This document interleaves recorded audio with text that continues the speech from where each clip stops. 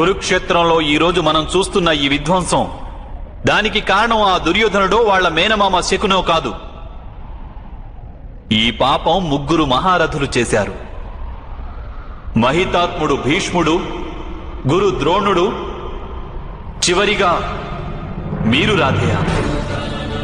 మీరు ముగ్గురు మీరు నమ్మిన ధర్మ సిద్ధాంతాలను త్యజించి లోక కళ్యాణం గురించి ఆలోచించి ఉండి ఉంటే, దుర్యోధనుడికి సహాయం నిరాకరించి ఉండి ఉంటే ఈ యుద్ధమే జరిగి ఉండేది కాదు. మీరంటున్నది సత్యమే వాసుదేవా.